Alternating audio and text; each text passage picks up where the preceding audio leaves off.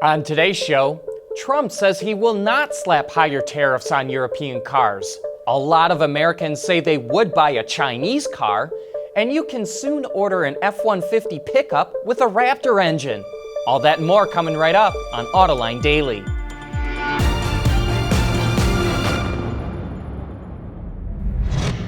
This is Autoline Daily, the show dedicated to enthusiasts of the global automotive industry. Well, good news for European car makers. In a meeting yesterday with the president of the European Commission, President Trump agreed not to impose tariffs on imported cars and parts. In exchange, Europe agreed to buy more liquefied natural gas from the U.S. and lower barriers for American soybeans. Reuters also reports that the Trump administration will reassess aluminum and steel tariffs enacted earlier this year. That's good news for automakers who have seen their profits crimped by higher steel prices. Toyota wants to expand production of fuel cell vehicles, or FCVs. In fact, it hopes to introduce a range of FCVs starting in 2025, from SUVs to commercial trucks. While experts generally see FCVs as unviable, the chief engineer of the Toyota Mirai sees things differently. In an interview with Reuters, he said that by cutting production costs of FCVs and moving them from limited production to mass production status, Toyota could turn a solid profit on them. This means using less of the expensive materials like platinum that they currently use in FCV production. Toyota also believes the range of the Mirai could be increased to 700 kilometers, and that's 434 miles, by 2025. The top-of-the-line F-150 Limited is getting the Raptor V6 for 2019. The idea behind the move is that customers want Raptor power, but also want something more refined.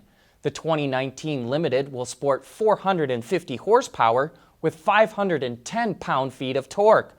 Like the luxury truck that it is, the F-150 Limited will feature a suede headliner, massage seats, as well as an adaptive cruise control that can bring the truck to a complete stop in traffic. The 2019 F-150 Limited will be available later this year. Do you want to go grocery shopping in an autonomous car? Then Waymo has a ride for you, and that's coming up next. Autoline Daily is brought to you by Bridgestone Tires, your journey, our passion. Dow Automotive Systems, advanced materials that deliver better results.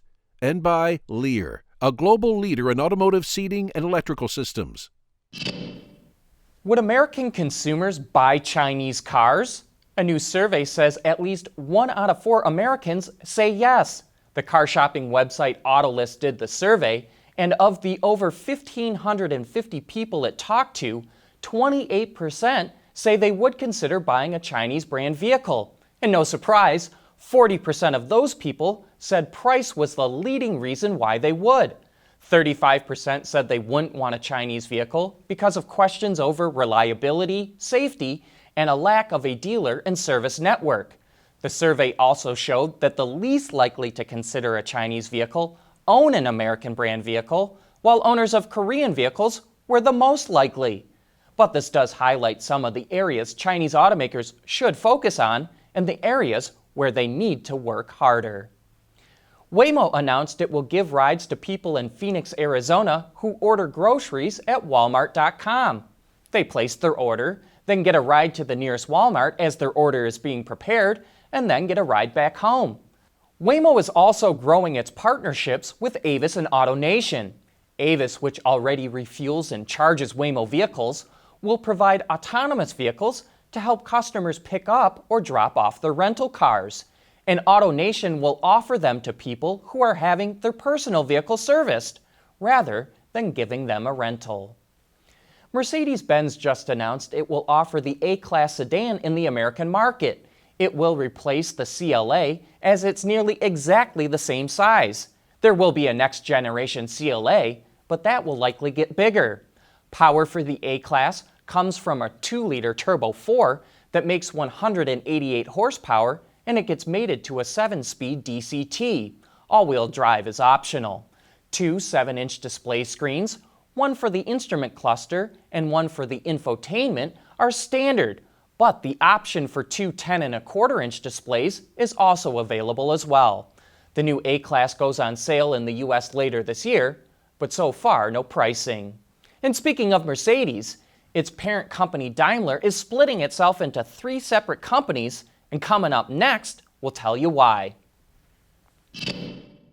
In just another example of how the move to mobility services is changing the industry, Daimler announced it's splitting into 3 separate business units.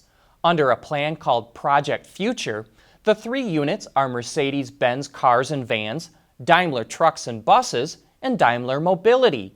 Each of these units will be legally independent companies, which will be empowered to enter partnerships with other companies on their own.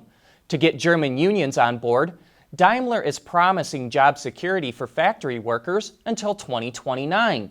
Each of these companies could have their own stock, so this could also be a way to unlock shareholder value.